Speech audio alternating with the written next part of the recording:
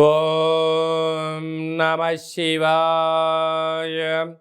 ఓం నమో నారాయణాయ.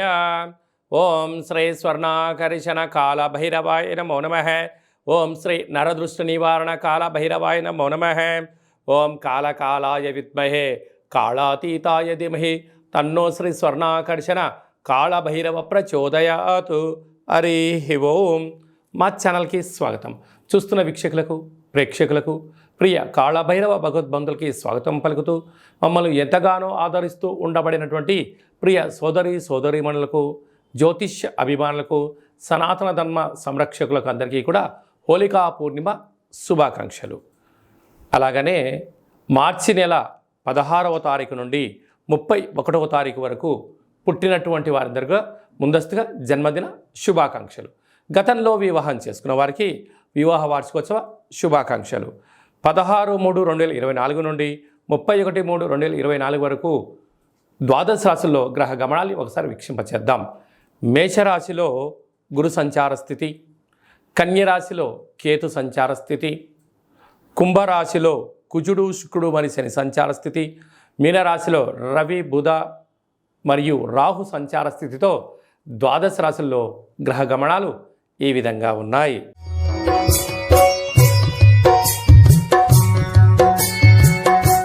కుంభరాశి వారు ఆదివారం అష్టమి, ఆదివారం పూర్ణిమ సందర్భంగా ఎలాంటి విధులను పాటించాలో ఈ వీడియోలో సవివరంగా సంపూర్ణంగా తెలుసుకుందాం. కుంభరాశిలో ఏ నక్షత్రాలు వస్తాయనగా ధనిష్ఠా నక్షత్రంలోని 3వ పాదం, 4వ పాదం, శతభిష నక్షత్రంలోని 4 పాదాలు, పూర్వభాద్ర నక్షత్రంలోని 1, 2, 3 పాదములు కలిపితే కుంభరాశి అవ్వడం జరుగుతుంది.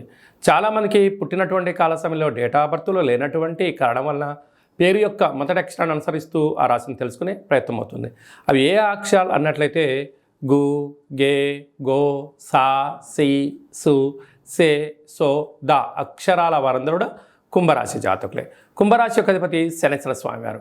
వీరికి మధ్యమ ఏలనాటి శని సంచార స్థితి, రాశిలోనే కుజుడు, రాశిలోనే శుక్రుడు, రాశిలోనే శని సంచార స్థితి, ధనవాకు కుటుంబ స్థానంలో రవి బుధ రాహు సంచార స్థితి, తృతీయంలో గురువు, అష్టమంలో కేతు సంచారం చేయడం వలన వృత్తులలో, ఉద్యోగాల్లో, వ్యాపారంలో స్వల్పమైనటువంటి మార్పులు, ఆటంకాలు, గృహ మార్పు, ఉద్యోగ మార్పు ఉండే పరిస్థితి ఉంటుంది. కనుక ఈ చిన్న చిన్న విషయాలకు మీరు ఆందోళన చెందనక్కర్లేదు. వృత్తులు, ఉద్యోగ, వ్యాపార కార్యక్రమం చేసేవారందరూ కూడా స్వయం నిర్ణయం మీద పట్టుదలతో ఏకాగ్రతగా ఆధ్యాత్మిక చింతనగా మీరు చేయగలిగినట్లయితే అన్నింటా విజయం మీ సొంతం అవుతుంది. ధర్మంగా ఉండడం, న్యాయంగా ఉండడం, మంచి సత్ప్రవర్తన, సత్ ఆరోగ్యం వలన మీరు ఉన్నత స్థాయికి ఎదగడానికి అవకాశాలు ఉన్నాయి. కనుక ఆరోగ్యాన్ని పాటించడం, ప్రతిరోజు సూర్య నమస్కారాలు చేయడం, ఈ తెల్లజిల్లేడు వృక్షం దగ్గర దీపం పెట్టడం, రురు కాళభైరవ స్వామి యొక్క పూజ అష్టమి తిథి ఎందున, ఈ పూర్ణిమ తిథి ఎందున ఆచరింపజేయడం, ఒక సౌభాగ్య పడుపు కట్టడం, కాళభైరవ హోమంలో పాల్గొనడం వలన శని ప్రభావం, కుజదోష ప్రభావం తగ్గి భక్తి మార్గం పెరిగి దురదృష్టం దూరమై అదృష్టం దగ్గరై అన్నింటా విజయం మీ సొంతం అవుతుంది.